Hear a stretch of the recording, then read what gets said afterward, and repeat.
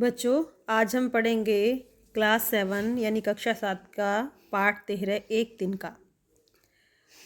तो सबसे पहले हम इसका थोड़ा सा जीवन परिचय जान लेते हैं। जो इसके लेखक हैं अयोध्या सिंह उपाध्याय, उनके बारे में कि ये जो हिंदी भाषा के एक महान लेखक और कवि रहे हैं अयोध्या सिंह उपाध्याय हरिऔध।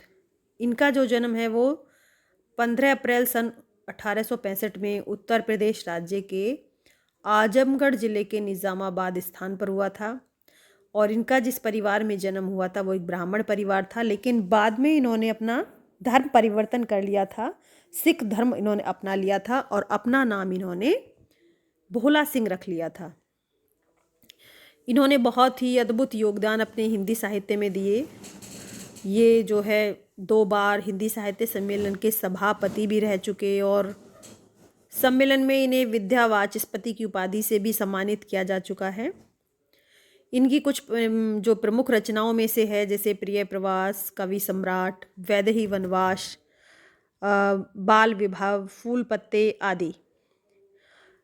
और ऐसा माना जाता है कि 1947 में निज़ामाबाद में ही इन्होंने अपनी अंतिम सांसें ली थीं, यानी इनका वहाँ पर देहांत हो गया था। तो इनकी एक छोटी सी एक कविता है, बहुत छोटी सी, एक दिन का, लेकिन बहुत बड़ी सीख उन्होंने इस कविता में दी है। हमें घमंड ना करने की प्रेरणा उन्होंने इस कविता के द्वारा हमें दी है।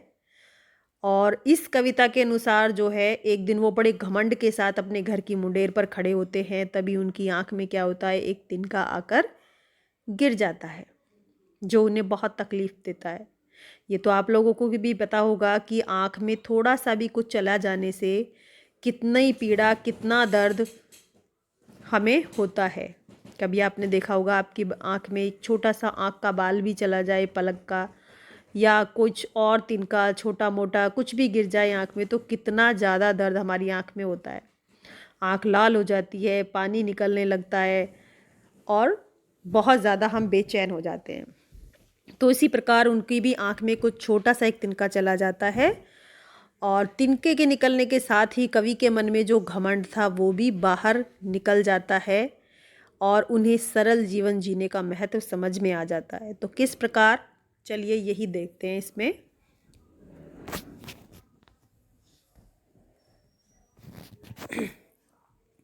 देखिए इसका पहली पंक्तियों में, मैं घमंडों में भरा ऐंठा हुआ, एक दिन जब था मुंडेर पर खड़ा, आ अचानक दूर से उड़ता हुआ, एक तिनका आँख में मेरी पड़ा। देखिए कितने अच्छे भाव हैं इसमें। क्या कहना चाह रहे हैं कवि कि एक तिनका, जो ये पंक्तियां हैं इनका अर्थ है कि मतलब जो कवि हैं वो अपने ही घर की मुंडेर पर बड़े घमंड में, बड़े तने हुए खड़े हुए हैं। तभी अचानक क्या होता है, मतलब ये बात उन्होंने अपने ऊपर डालकर बताई है। तभी अचानक उनकी आंख में कहीं से उड़कर एक तिनका आ गिरता है। अब क्या होता है फिर देखिए, मैं झिझक उठा बेचैन सा, लाल होकर आंख भी दुखने लगी, मूठ देने लोग कपड़े की लगे, ऐंठ बेचारी दबे पाँव भगी। यानी अब इन पंक्तियों में क्या कह रहे हैं कवि कि उनकी आंख में जो तिनका गिर जाने के बाद उनकी जो हालत होती है उसका वर्णन इसमें उन्होंने किया है। वो कहते हैं कि उनकी आंख में तिनका चला जाने से उन्हें बड़ी ही बेचैनी होने लगती है। उनकी आंख लाल हो गई है, दुखने लगी है। लोग कपड़े का उपयोग करके, यानी आपने देखा होगा जब आंख में कुछ चला जाता है तो सूती या साफ कपड़ा लेकर के हम उसको निकालने की कोशिश करते हैं। तो ऐसे ही कोशिश की जा रही है उनके भी आँख से उस तिनके को निकालने की। अब इस दौरान जो उनकी ऐंठ थी, जिस ऐंठ में वो टैंट होकर के छत की मुंडेर पर खड़े हुए थे घमंड में, वो बिल्कुल चूर चूर हो जाता है, यानी कि भाग जाता है। अब उन्हें पता ही नहीं रहता कि उन्हें ऐंठ में या घमंड में खड़ा होना था। फिर तो उन्हें बस क्या याद रहता है कि किसी तरह मेरी आंख से बस ये छोटा सा तिनका निकल जाए और मेरी जान में जान आ जाए। आगे देखिए, जब किसी ढब से निकल तिनका गया, तब समझने यूं मुझे ताने दिए, ऐंठता तू किस लिए इतना रहा, एक तिनका है बहुत तेरे लिए। देखिए कितनी अच्छी पंक्तियां ये। इनमें क्या भावार्थ है इनका कि तिनका निकल जाने के बाद उनकी जो हालत का वर्णन है अब वो इसमें किया जा रहा है। वो इन पंक्तियों में कहते हैं कि जैसे जैसे उनकी आंख से तिनका निकल गया, इसके बाद उन्हें मन में क्या ख्याल आया कि उन्हें घमंड नहीं करना चाहिए था। उनका घमंड तो एक मामूली तिनके ने ही तोड़ दिया।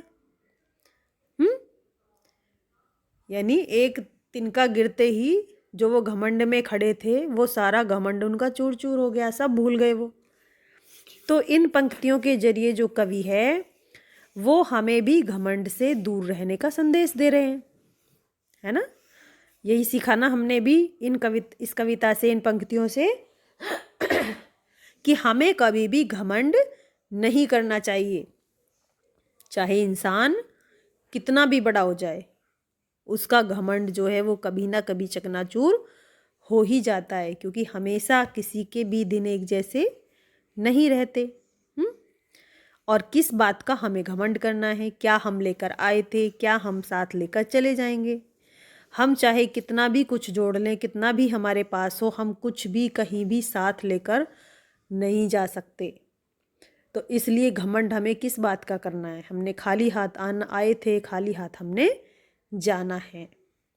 तो किस प्रकार एक छोटा सा तिनका जो है इतने बड़े आदमी का घमंड जो है वो चूर चूर कर देता है।